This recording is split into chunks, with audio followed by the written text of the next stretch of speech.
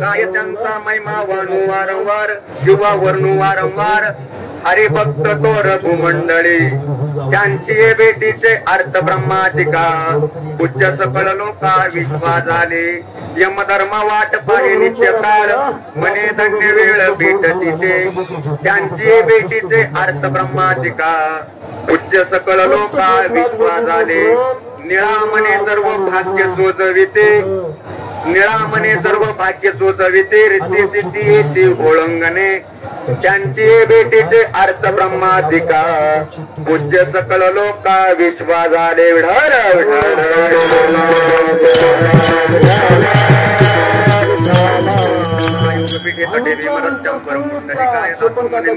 समागत्यतिष्ठन्तमानन्दकन्दं परब्रह्मलिङ्गं भजे पाण्डुरङ्गं पाण्डुरङ्ग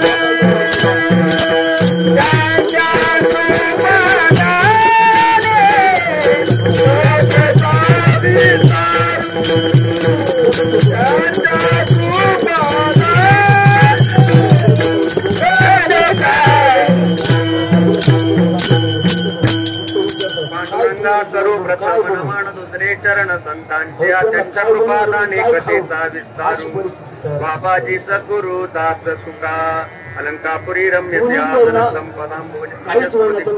विनंदादि देवे सदा स्तूयमानं समाधिस्थ मूर्तिं भजे ज्ञान नमो ज्ञानेश्वर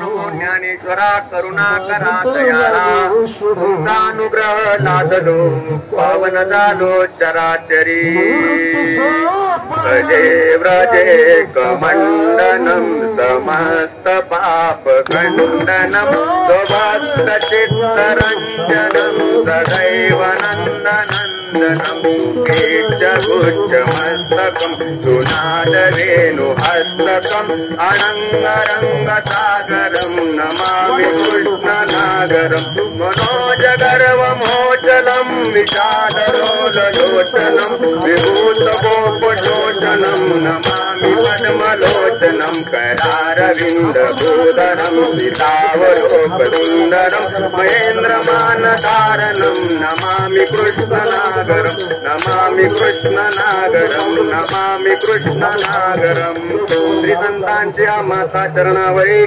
साष्टांग हे करी दंडवत विश्रांती पावलो सांभाळा उतरी वाढले अंतरी प्रेम सुख विढाल विढाल विढाल महिमा वाणू वारंवार हरिभक्त तो रघुमंडळी त्यांची भेटीचे अर्थ ब्रह्माधिका उच्च सकल लोका विश्वास झाले प्रस्तुत कीर्तनासाठी निवडलेला अभंग जगद्गुरु तुकाराम महाराजांवर अतिशय आपल्या जीवाच्या पलीकडे प्रेम करणारे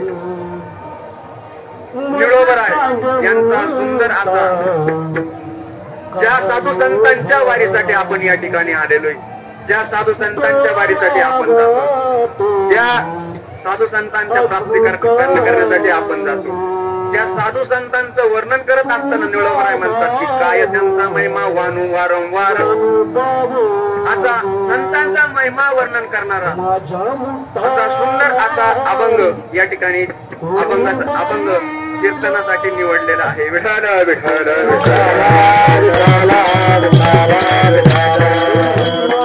आजच्या कीर्तनाचं निमित्त म्हणजे श्री क्षेत्र पाटपिंपरी श्री क्षेत्र त्र्यंबकेश्वर आपल्या पायदिंडीचा प्रवास करत करत आपण या ठिकाणी त्र्यंबक या नगरीमध्ये आलेलो आहोत सर्व अतिशय आनंदात या ठिकाणी वारीला आपण दरवर्षी येत असतो आणि याही वर्षी आलेलो आहोत दरवर्षी आपण अतिशय आनंदात येतो निवृत्तीनाथांच्या दर्शनासाठी सर्व या ठिकाणी महाराष्ट्रातील मंडळी या पौष वारीसाठी येत असतात तर अनेक ठिकाणी जर बघितलं तर अनेक ठिकाणी संतांचा उत्सव होत असतो वेगवेगळ्या निमित्ताने त्याचप्रमाणे या पौष उत्सव निवृत्तीनाथांचा असल्यामुळे अनेक दिंड्या येतात आणि आपण त्या सोहळ्यामध्ये सहभागी होण्यासाठी आपली दिंडी पाटपिंपरीवरून या ठिकाणी त्र्यंबकेश्वरला आणलेली आहोत आणि अतिशय आनंद घेत आहोत दरवर्षी आपण अतिशय आनंदाने आणि सर्वांनी अतिशय सुंदर अशा उपस्थितीत या ठिकाणी वारीला या आणि आनंद घ्या.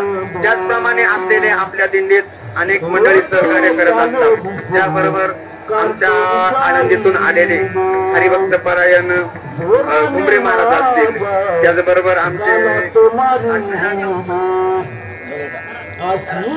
खरात महाराज असतील, अशा प्रकारे आणि त्याचबरोबर आमच्यावर अतिशय प्रेम करणारे आमच्या ताई असतील, सर्व मंडळी या ठिकाणी अतिशय आनंद या ठिकाणी आपल्या गावकरी मंडळींना आनंद देण्यासाठी, आपल्या गावकऱ्यांचा सहवास घडण्यासाठी आणि आपलं भाग्य की आनंदीकर मंडळींचा आपल्याला सहवास घडतोय त्या उद्देशाने आलेल्या त्या सर्व मंडळींचे आपल्या दिंडीच्या वतीने एकदा त्यांचं स्वागत करतो. सर्वांनी त्यांच्या टाळ्या वाजून एकदा स्वागत करायचंय.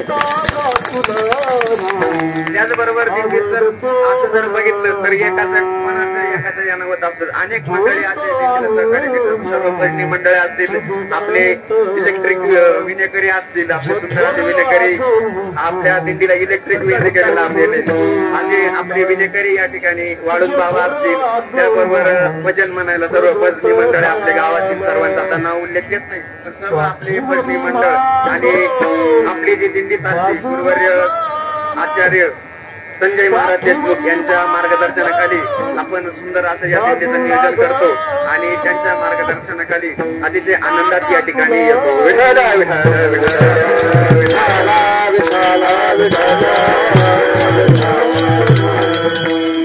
अभंगाकडे वळण्याच्या आधी मला सांगतो की या ठिकाणी जे आपण चिंतन मांडायचंय, आपल्याला काय सांगायचंय, संतांचा महिमा सांगायचाय. बघा, संतांचा महिमा कोण सांगतय? या ठिकाणी जगद्गुरु तुकोबरायांचं वर्णन करताय. कोण? निळोबराय. कोण होते निळोबराय? आम्ही जास्त नाव ऐकलेले. जगद्गुरु तुकोबरायांच्या समप्रमाणात मंडळी होते. शेवटचे संत म्हणजे निळोबराय. काय तुम्हाला कसं काय जगद्गुरु तुकोबरायांचा अधिकार इतका असताना निळोबराय काय म्हणत असतील? काय त्यांचा महिमा वारंवार हरिभक्त थोर मंडळी का त्यांचा महिमा वर्णन करू शकत नाही? कारण काहीतरी विशेषता असेल ना, काहीतरी विशेषता असल्याच्या नंतर त्याचं वर्णन करू शकत नाही. ज्याप्रमाणे आपण या ठिकाणी आता किती माणसं बसलेली, या ठिकाणी आता जर तुम्हाला गपक्यात जर विचारलं महाराज किती माणसं बसलेली येतं, तुम्ही काय म्हणणार आहे? काय मी त्याचं वर्णन करू शकत नाही. काय ते मोजता माझ्याकडून ते वर्णन होऊ शकत नाही. म्हणजे काहीतरी जास्त या ठिकाणी. त्याचप्रमाणे निळोबरायांनी बघितलं असेल की जगद्गुरु तुकोबरायांपाशी काय कोणत्या गोष्टीचं वर्णन करावं आणि काय गोष्टीचं वर्णन करावं. म्हणजे जगद्गुरु तुकोबरायांनी इतकं सामर्थ्य, इतकं भांडवल आपल्या समाजाला दिले नाही की आपण त्याचं आपल्या मुखाने वर्णन करू शकत नाही. म्हणून निळोबराय म्हणले असेल की काय त्यांचा महिमा वर्णू वारंवार हरिभक्त थोर मंडळी. म्हणजे त्यांचा महिमा वर्णन करू शकत नाही. निळोबराय कशा प्रकारे करू शकत नाही? काय होतं त्या निळोबरायांचा अधिकार? अहो, काय त्या निळोबरायांचा अधिकार? ज्या वेळेस जगद्गुरु तुकोबरायांची भेट होण्यासाठी त्यांनी ज्यावेळेस साधना केली, ज्यावेळेस ते इंद्रायणीच्या काठी ज्यावेळेस बसले आणि जगद्गुरु तुकोबरायांचा धावा चालू केला, जगद्गुरु तुकोबरायांचा धावा चालू केला. कोणी देवाचा नाही, कोणाचा? जगद्गुरु तुकोबरायांचा धावा चालू केला. इतका जगद्गुरु तुकोबरायांचा धावा केला, इतका जगद्गुरु तुकोबरायांचा धावा केला. जगद्गुरु तुकोबराय त्यांच्या भेटीसाठी आले नाही. त्यांच्या भेटीसाठी साक्षात ती भक्ती बघून भगवंत त्यांच्या भेटीसाठी आला. जगद्गुरु तुकोबराय नाही, आता कोण आलं? भगवंत. कोणाच्या भेटीसाठी? निळोबरायांच्या भेटीसाठी. निळोबरायांच्या भेटीसाठी भगवंत आला आणि भगवंताला निळोबराय म्हणतात.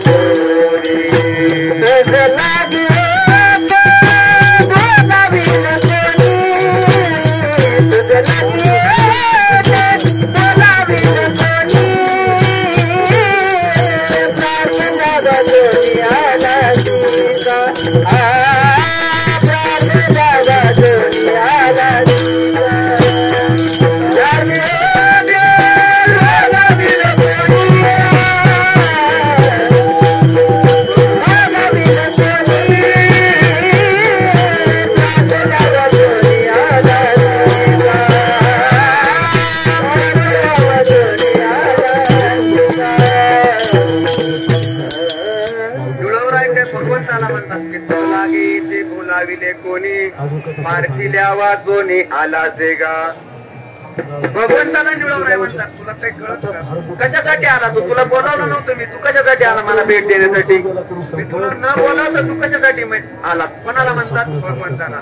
अगो जगाच्या चालक मालकाला निवडवराय म्हणतात की येते तुझला की बोलाविले कोणी. अहो जो जगाचा सृष्टीचा चालक मालक आहे त्याला निवडवराय म्हणतात. अहो आपल्या गावातील जर जास्त श्रीमंत जर माणूस असला ना, ऐका बर का, आपल्या गावातील समजा जर जास्त श्रीमंत कुणी माणूस असला तो समजा जर आला ना तरी आपली हिंमत नाही होत का तुला इथं बोलावलं कोणी. प्रत्येकाच्या गावाचा विचार करा. जर आपल्या गावातील कुणी माणूस श्रीमंत जर माणूस आला आणि जर तो आपल्या पैसे आला त्याला जर न निमंत्रण न देता जर तो आला तर आपण कोणी म्हणू शकतं का तू या ठिकाणी कशासाठी आला? म्हणू शकतोय का? आपण म्हणू शकत नाही. पण जगाचा चालक मालक असतो या सृष्टीला कोणाला कोणत्या वेळेस कोणाला किती द्यायचं, कोणत्या वेळेस कोणाला कोणाकडून किती घ्यायचं, कोणाला या ठिकाणी जेवायचं, कोणाला या ठिकाणावरून गायब करायचं ज्याच्या हातामध्ये त्याला निवडवराय म्हणतात. येथे तुझला की बोलाविले कोणी पारखिल्या वाजोनी आला जेगा. किती अधिकार असेल निवडवराय. आणि इतका अधिकार असलेले निवडवराय म्हणतात की काय त्यांचा महिमा वारंवार किंवा वर्णू वारंवार हरिभक्त तोर भूमंडळी. निवडवराय म्हणतात की त्यांचा महिमा आपल्या मुखाने आपल्या या वाचेतून होऊ शकत नाही. इतका अतिशय सुंदर असा महिमा. कशामुळे म्हणतात तर ऐका उदाहरण सांगतो. साधू संतांची जर भक्ती जर बघितली तर त्या भक्तीचं आपण मोजमाप करू शकत नाही. इतक्या उच्च लेवलने ती भक्ती करतात. त्या भक्तीचं आपण फक्त आपल्या डोळ्यांनी बघायचं आणि जर ते अनुकरण जर करण्यात गेलो तर आपण त्या पात्रतेचं होत नाही आणि कुठेतरी अधपतनाला जातो आणि आपण आपल्या त्या ठिकाणी गर्व तयार होतो. त्या ठिकाणी आम्ही हे केलं ना आम्ही ही जी गोष्ट केली ना ती माझ्यामुळेच झाली. पण साधू संतांचं जर बघितलं तर कोणत्या गोष्टीचा गर्व करत नाही. कशा प्रकारे तर नाही कोणती गोष्ट जर केली तर साधू संत सहज म्हणत असेल की भगवंताच्या सत्तेने झाली. इतका अधिकार साधू संतांचा. कशा प्रकारे बघा एक ठिकाणी जर बघितलं एक साध्वी स्त्री होती. अतिशय त्यांच्या जीवनात सतत नामस्मरण करायचे, सतत नामस्मरण करायचे, सतत नामस्मरण करायचे, सतत नामस्मरण करायचे आणि नामस्मरण करता करता तिचा अंतकाळ जवळ आला. आता अंतकाळ जवळ आल्याच्या नंतर अतिशय शेवट एकदम शेवटची घडी तिची शेवटची वेळ आली. नामस्मरण करत करत करत करत ते एखाद्या झाडाखाली बसली. अतिशय मूर्छित अवस्था झाली आणि त्या मूर्छित अवस्था झाल्यानंतर त्या झाडाखाली बसली बसून राहिली आणि त्याच झाडावरती एक कावळा आणि कावळीन आलेली होती. ज्या झाडाखाली ती मूर्छित झाली ना त्या झाडाखाली एक कावळा आणि कावळीन आलेली होती. कावळा आणि कावळीन आलेली होती. त्या कावळीने सांगितलं या अंड्यातून पिल्ल येण्यासाठी मला ऊर्जेची गरज आहे आणि त्यासाठी मला अन्न पाहिजे, त्यासाठी मला मांस खाण्याची इच्छा आहे. त्या कावळ्यापाशी इच्छा व्यक्त केली. तो कावळा सगळ्या परिसरातील फिरून आला पण त्या ठिकाणी कुठंच मांसाचा तुकडा मिळाला नाही. आला ना सांगू लागला वृत्तांत सगळा परिसर बघून आलं पण कुठंच ते. बायकोने सांगितलं काही करा पण मला ही गोष्ट पाहिजे म्हणजे पाहिजे. शेवटी काय करणार गेला परत परिसरात बघितलं कुठेच काही नाही. त्या झाडावरती येऊन बघितलं आणि नाराज होऊन खाली बघू लागला तर त्याच झाडाखाली ती साध्वी स्त्री बसलेली ज्या झाडाखाली ती कावळा ज्या झाडावरती ती कावळा कावळी होती त्या झाडाखाली ती साध्वी स्त्री नामस्मरण करत करत तिला मूर्छित अवस्था प्राप्त झाली. त्या कावळ्याने विचार केला की साध्वी स्त्री हलत नाही चालत नाही डोलत नाही म्हणजे इथं मांस खायला काय हरकत नाही. कावळ्याची अशी जर काही खायचं असलं ना लगेच त्याच्यावरती जाऊन बसणार नाही. पहिल्यांदा थोडं जवळ जाणार काही उस्कत काय किंवा त्याला लांब पळी काय त्याचा विचार करतो. त्या कावळ्याने हळू त्या साध्वी स्त्रीच्या जवळ गेला आणि त्या हळू त्या स्त्रीला टोच मारली पण ती काहीच नाही केलं. अतिशय मूर्छित अवस्था प्राप्त झाली. हल्ली नाही डोलली नाही काहीच नाही. आता कावळ्यानं एक विचार केला की आता या स्त्रीचं मांस खायला आपल्याला काही हरकत नाही. एवढ्याच योगाने त्या कावळीने त्या साध्वी स्त्रीच्या टोच मारली आणि त्या मांसाचा तुकडा काढला आणि सांगितलं निवडवरायचं खूप सुंदर तू आहे. निवडवरायने त्या ठिकाणी सांगितलं हे का त्या पत्नीने सांगितलं त्या कावळ्याने त्या पत्नीला सांगितलं हे कावळ्या तुला जितकं मांस खावा वाटला तर तितकं खाय, माझी सेवा संपली. कारण का आपल्याला 5-6 दिवस अनेक दिवस पुरल असं मांस या ठिकाणी आपल्याला उपलब्ध झालं. म्हणजे कसं काय, सगळ्या वृत्तांत सांगितलं बघ आपल्या खालीच ते स्लीप पडलेली आणि तिथं मांस आपल्याला आता 8-10 दिवस पुरल, आपल्याला कोणत्याही प्रकारची चिंता राहिली नाही. असं म्हणल्यानंतर ते कावळी खात असताना बघितल्यानंतर त्या कावळ्याच्या सगळ्या भावकीनं बघितलं आणि एका ठिकाणी ते बघत असतं काही जर खात असलं ते तर सगळे कावळी येऊन ते मांस तोडायला सुरुवात करतात. त्याप्रमाणे सगळ्या भावकीला गोळा केलं त्यांनी, सगळ्या भावकीला गोळा केलं, सगळ्यांनी थोडं करून त्या 7 विसरीचं मांस खाल्लं. आणि एक कावळा हळूच आला आणि स्वतः डोळ्यात टोच मारणार, तर तेवढ्यात त्या 7 विसरीच्या अंतकरणातून आवाज आला. कारण क मूर्छित अवस्था होती, डोळे बंद होते, ओठ हालत नव्हते, पण अंतकरणातून आवाज आला. काय आवाज आला ध्यान देऊ नका. अंतकरणातून आवाज आला, अरे कावळ्या माझा तू सर्वांग खाऊन घे, परंतु माझ्या त्या भगवंतासाठी, माझे भगवंताला पाहण्यासाठी माझे डोळे फक्त ठेव. फक्त त्या भगवंताला एकदा माझ्या डोळ्यांनी पाहण्यासाठी इच्छा आहे, त्यामुळे माझं सर्व अंग खाऊन घे पण माझे डोळे ठेव. इतकं अंतकरण उदार कोणाचं असू शकतं तर ते फक्त साधू संतांचं, संत मंडळींचं असू शकतं. म्हणूनच जुळवराय म्हणतात की काय त्यांचा महिमा वानू वारंवार, हरिभक्त तोर भूमंडळी. अशा प्रकारे त्यांचा महिमा अवर्णनीय.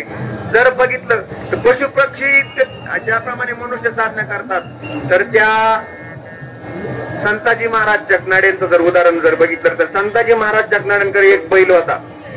बैल घाणा, त्या बैल संताजी महाराज जगनाडे तेली समाजाचे होते. तेली समाजाचे असल्यामुळे त्यांच्या एक बैल त्या तेलाच्या पूर्वी तेलाचा घाणा, त्या तेलाच्या घाण्याला फिरण्यासाठी तो बैल झोपायचा आणि गोल गोल गोल गोल गोल तो बैल हाकायचा आणि तेल काढेल त्याच्यावर उदरनिर्वाह चालवायचा संताजी महाराजांचा. असं करत करत करत करत करत त्यांचा नित्यनेम चालायचा. पण एक दिवस काय होतं, त्यांना 5-6 दिवस बाहेर जाण्याचा योग आता. बाहेर जाण्याचा योग आल्याच्या नंतर जे 8 दिवस जायचं होतं तेवढ्या मापाचं तेल काढून ठेवलं, पण त्यांना यायला 15 दिवस लागले. आता समाजात विचार जर केला तर आपलं ज्या ठिकाणी आपण रोज दूध घेतो त्या ठिकाणी जर गेलं तर ते दूध देतील. जर आपण रोज एका ठिकाणी दूध चालू आहे आणि एका दिवशी जर दुसऱ्याच्या घरी गेलो तर ते दूध देणार का, देणार नाही. ते काय म्हणणार, आपण जरी दूध आणायला गेलं तर ते म्हणणार आमचे मालक आता दूध घालायला डेअरीत गेले, जरी दूध घरात आमचं तरी देणार नाही. त्याचप्रमाणे संताजी महाराजांकडे जे मंडळ येत होते ते सांगू लागले, काय तुम्हाला कळत का नाही, आता आम्ही कोणाचं जायचं तेल मागायला, कसं काय आमचा स्वयंपाक करायचा वगैरे वगैरे. त्यांच्या पत्नीला जे बोलू नये ते बोलू लागले, जे वंगाळ शब्द बोलू नये ते बोलू लागले. आता काय समाज शेवटी कोण कसं बोलल, कोण कसं बोलल, कोणाचं तोंड धरता येत नाही. वेगवेगळे अनेक बुद्धीचे अनेक तरंग, ज्या प्रकारे जेवढे बुद्धी ना तेवढे वेगवेगळ्या प्रकारचे विचार करत असते. ज्यांची प्रत्येकाची बुद्धी वेगवेगळी असते, कोणाची काय त्याप्रमाणे त्याच्या बुद्धीला जे सुचल ते बोलायला लागले. पण तिने विनंती केली मला कार्याच्या नंतर तुमचं तेल मी घरी आणून देते असं तसं, पण ऐकलं नाही. शेवटी सांगितलं त्यांच्या भावाला विनंती केली, आज काय करा तुम्ही बैल घाला आणि काय थोडंफार तेल निघत ते काढा आणि आपण यांना देऊन टाकू असं म्हणून त्या भावाने बैल सोडली.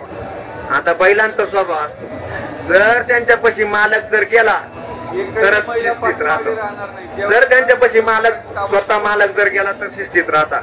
आणि मालकाच्या व्यतिरिक्त जर दुसरं कुणी गेलं पहिलं सोडायला तर ते काहीतरी वाढवा करणार.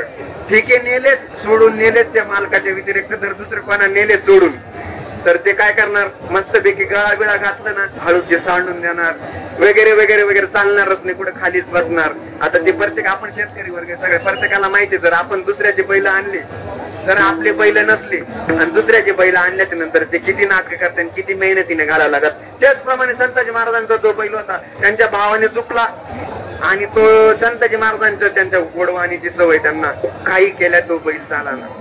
त्या बैलाला चापकाच्या हंटरचे चपके मारले, तो बैल चालाना. काय म्हणे भावाने बैल सांभाळा, याला काही कळत का नाही, चांगला खिलारी, चांगला मस्तपैकी चालणारा, चांगला सांभाळायचा म्हणे.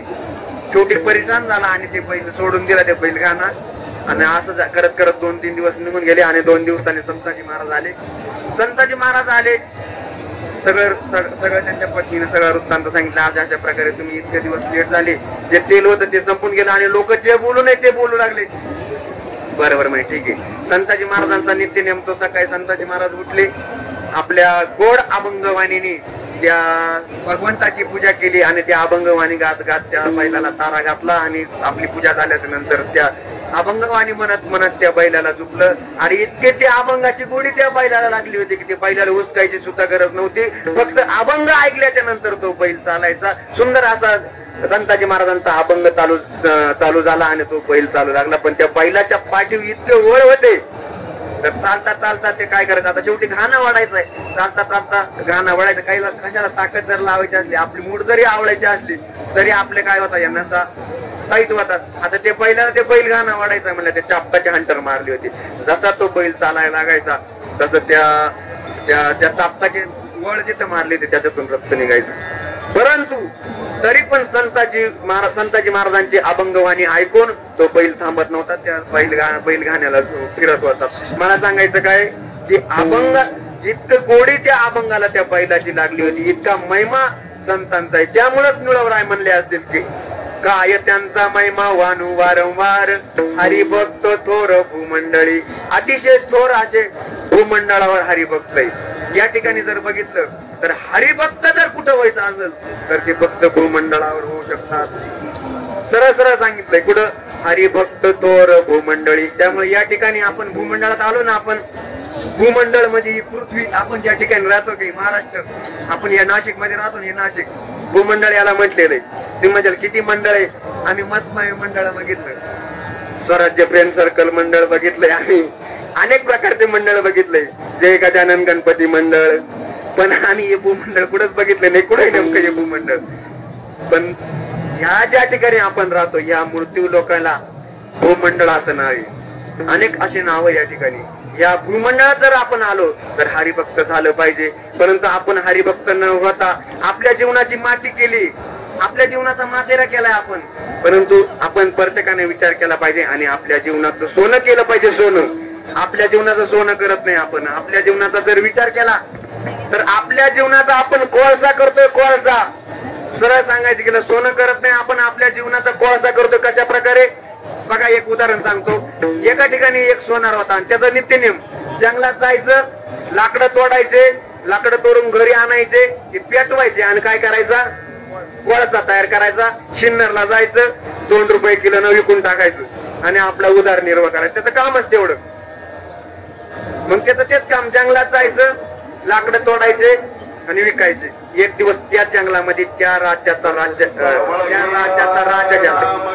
गेला असताना ज्याप्रमाणे राजाने अतिशय तीक्ष्ण नजरेने मान लावून ठेवला. कशाला? हरण मारण्यासाठी. कशा प्रकारे? अर्जुनाचा आणि द्रोणाचार्यातून तारक माहिती. ज्यावेळेस द्रोणाचार्यांनी ज्यावेळेस त्या झाडाला पोपट बांधला होता त्यावेळेस द्रोणाचार्यांनी अनेक जणांना विचारलं की तुम्हाला कशा हा या ठिकाणी जर अर्जुनाच्या व्यतिरिक्त अनेक जणांना विचारलं. विभीषणाला याला विठाल विठाल विठाल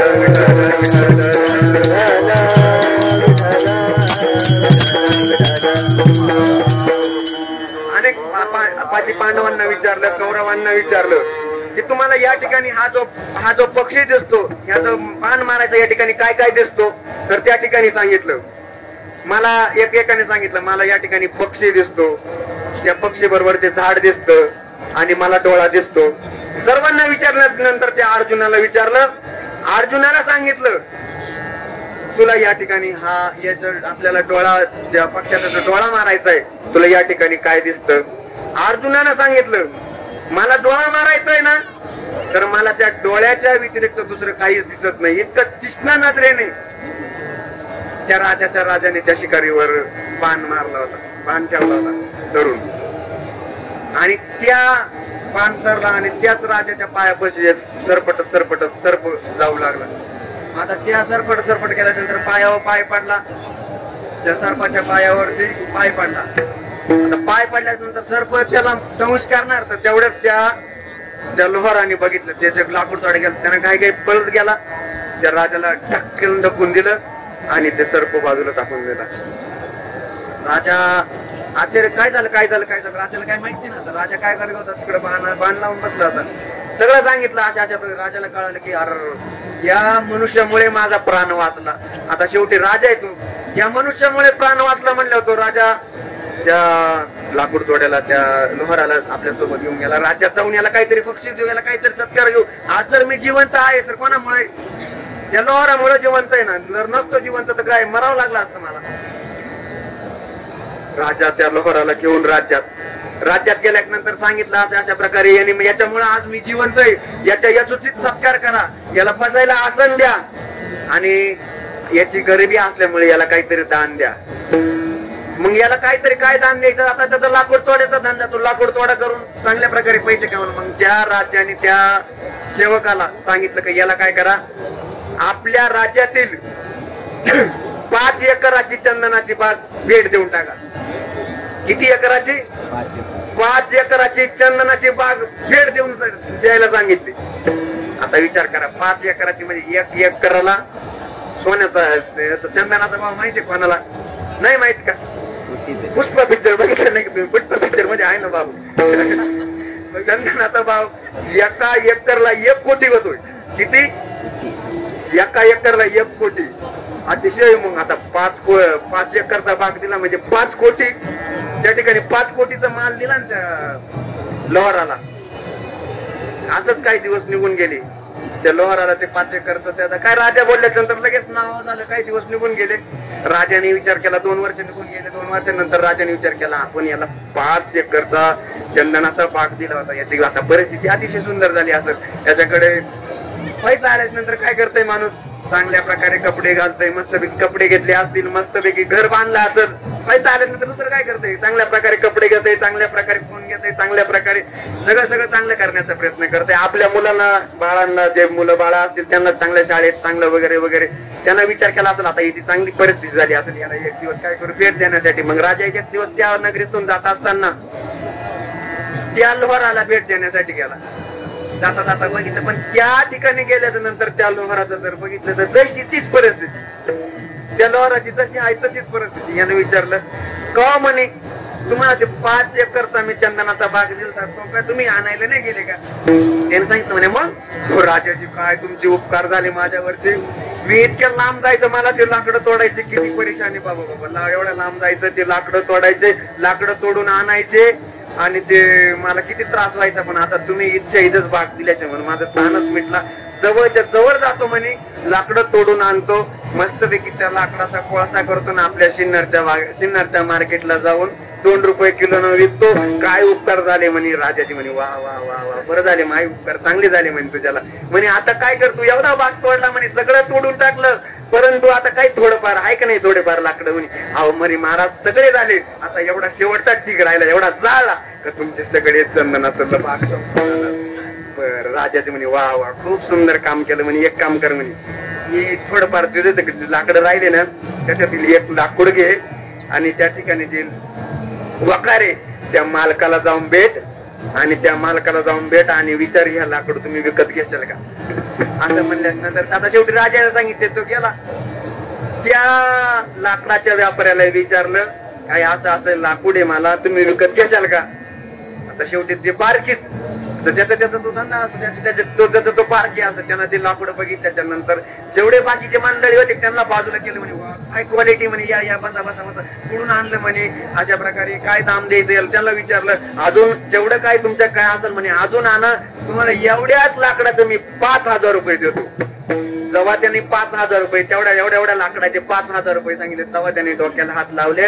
त्यानं विचार केला, आपण किती 5 कोटी असलेल्या 5 एकर बागाचा आपण कोळसा केलाय.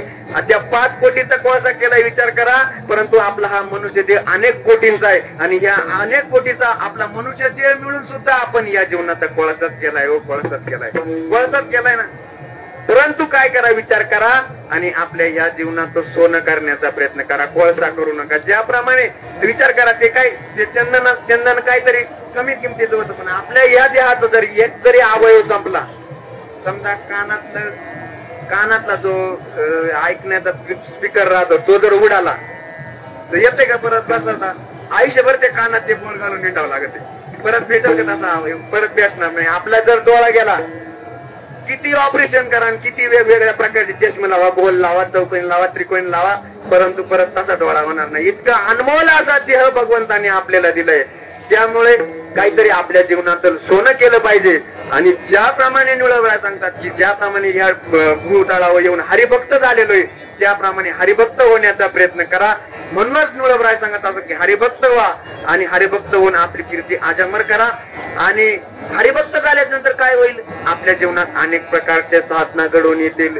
हरिभक्त झाल्यानंतर आपल्या जीवनात जे काही त्रुटी राहतील त्या सर्व त्रुटी निघून जातील आणि त्या त्रुटीचा सगळ्या प्रकारे भर ज्या आपल्या जीवनात काही त्रुटी असतील त्या एक पण त्रुटी शिल्लक राहणार नाही. कशा प्रकारे, कारण निळवराय सांगतात की तुमच्या जीवनात ज्या त्रुटी असेल तर त्या साधू संतांच्या दर्शनाने सगळ्या त्रुटी निघून जातील. साधू संतांचं जर दर्शन तुम्ही जर घेतलं तर त्यांच्या दर्शनाने सगळ्या त्रुटी तुमच्या त्रुटी निघून जातील. त्यांच्या निमिष मात्र त्यांचा जर स्पर्श जरी आपल्या जीवनाला झाला तरी आपल्या जीवनाचं सोनं होईल आणि आपल्या जीवनाचं सोनं होऊन आपल्या जीवनाचं सार्थक होईल.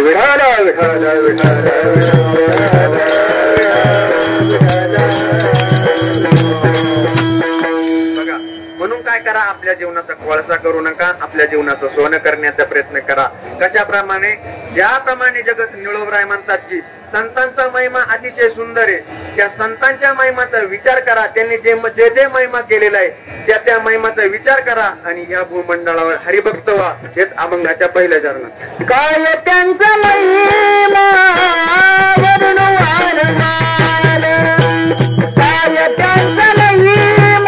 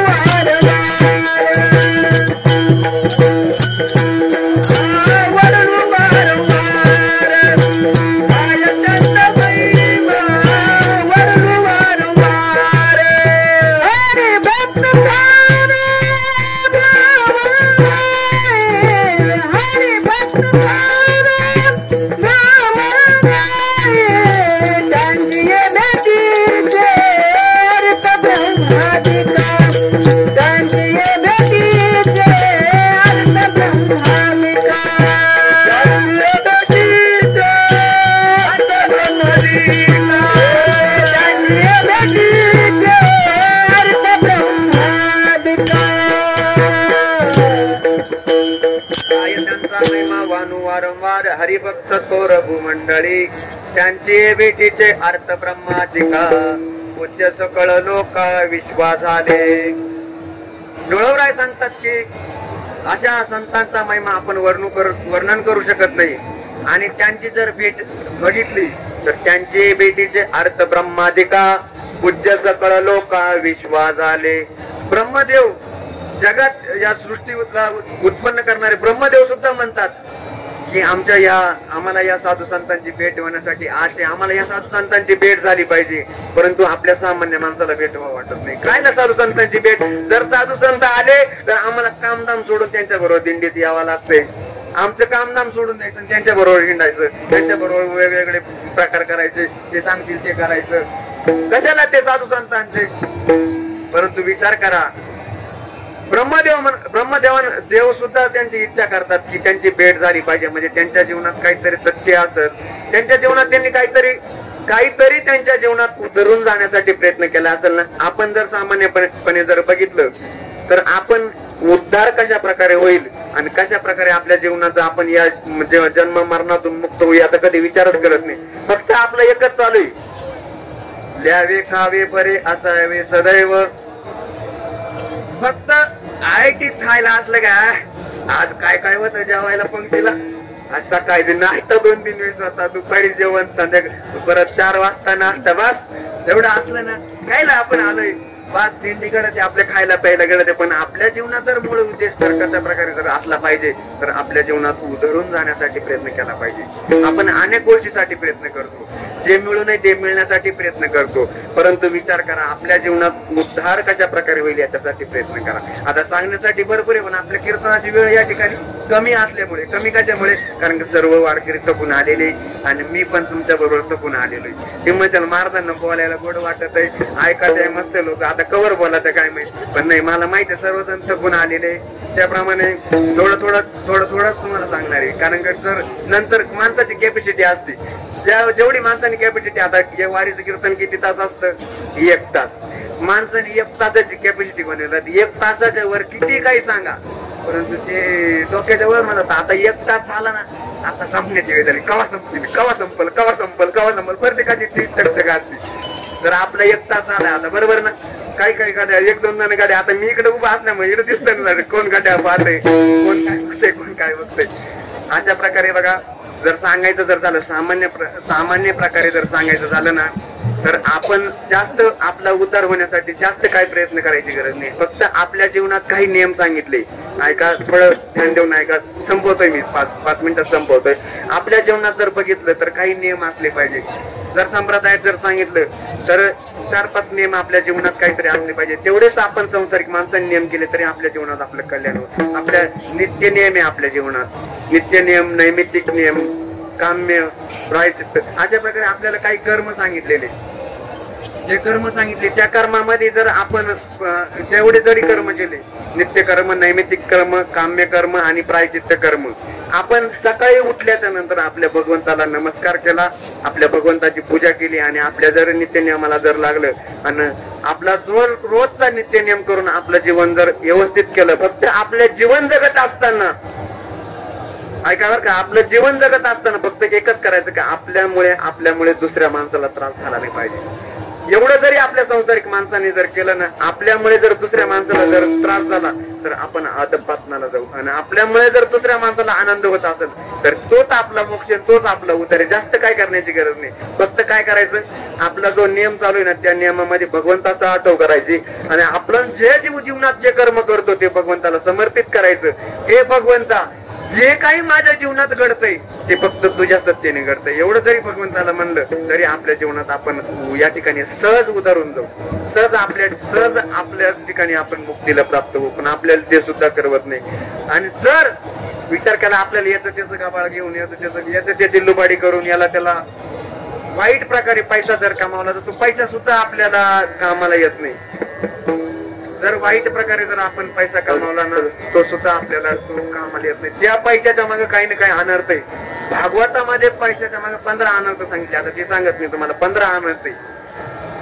त्यामुळे एका ठिकाणी जगद्गुरु तुकोराय पण सांगतात की जोडून या धन उत्तम व्यवहारे, उदास विचारे वेच करी. जोडून या धन उत्तम व्यवहारे, उत्तम व्यवहाराने म्हणजे काय की जे धन आपल्या घरात येतं ना त्या धनामध्ये कोणाची तळतळाट असली नाही पाहिजे. जर तळतळाट असली तर आपण 100% आपण अधःपतनाला जाऊ. आणि जर ते उत्तम व्यवहाराने असलं आणि उदास विचाराने जर वेच करीत असला, त्याचं अतिशय मोकळ्या मनाने बघितलं, जर आपल्या जीवनात जर बघितलं असेल तर काही जीवनात काही वाटे घातलेले, काही भगवंताचा वाटा, काही आपल्यासाठी, काही समाजासाठी, अनेक प्रकारचे वाटे जर उत्तम प्रकारे व्यस्त केला पाहिजे त्या पैशाचा. कशा प्रकारे? चांगल्या प्रकारे. आपण जर विचार केला तर आपल्या गावातून दिंडी जात असताना आपण किती जण विचार करा बरं, आता आपल्या गावातून दिंडी जाते मग आपण काहीतरी सहकार्य केलं पाहिजे. काहीतरी दिंडी जाते ना मग काहीतरी दानपेटीमध्ये 100 रुपये टाकले पाहिजे, 200 रुपये टाकले, असे किती जण विचार करतात. आणि आपण एका ठिकाणी पाहुण्याच्या घरी जा बरं, पाहुण्याच्या ठिकाणी गेल्याच नंतर बाळाच्या हातात लगेच 100 रुपये काढून देणार. 100 रुपयाची लाट वाटली ना आता लोक 500च्या नोटा काढायला लागले. पहिले 100 रुपये द्यायचे, 50 रुपये द्यायचे, म्हणून आता 500च्या नोटा काढायचे, 500च्या नोटा जायला लागले. अहो या जगाचा चालक मला भगवंत आपल्या घराकडून जातोय, भगवंताचा रथ आपल्यापासून जातोय, तर त्या भगवंतासाठी काय दिलं पाहिजे विचार करा बरं. आपण तो भगवंत आपल्याला, ज्या भगवंताच्या सत्तेने सगळं चालतं, ज्या भगवंताच्या कृपेने आपण सगळं मिळवतो, त्या भगवंताच्या नावाने किती दिलं पाहिजे याचा विचार करा प्रत्येकाने. आणि आपल्या जीवनात उतर जाणे. आता बोलण्यासारखे भरपूर विषय राहतात, एक विषय पुढे एक विषय निघत आनंद असतो. पण बघा आपल्या आपल्या प्रकारे सामान्यप्रमाणे साधं वागण्याचा प्रयत्न करा आणि धर्माच्या कार्याला सहकार्य करा. कोणतंही कार्य धर्माचं जर निघत असलं तर धर्माच्या कार्याला सतत सहकार्य करत जा. एक ना एक भगवंत दिवस तुम्ही ज्या कार्याला 500 रुपये जर दिले ना तर त्या ठिकाणी भगवंत तुम्हाला 5000 दिल्याशिवाय राहणार नाही, इतकी भगवंताची शक्ती. त्यामुळे धर्माच्या कार्याला सहकार्य करत जा एवढंच एक सांगतो.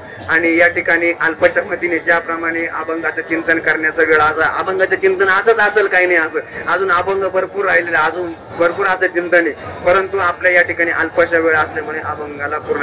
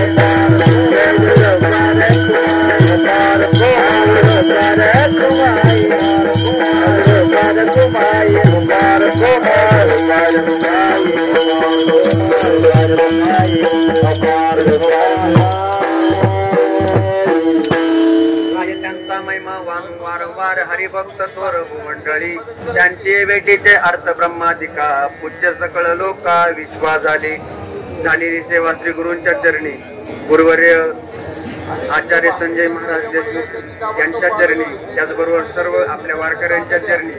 आणि आपली दिंडी अतिशय थाटामाटात या ठिकाणी येत असते तरी सर्वांनी अशा सुंदर अशा उपस्थितीत दरवर्षी वारीला यावं ही एक अपेक्षा व्यक्त करतो आणि सेवेला पूर्ण विराम देतो.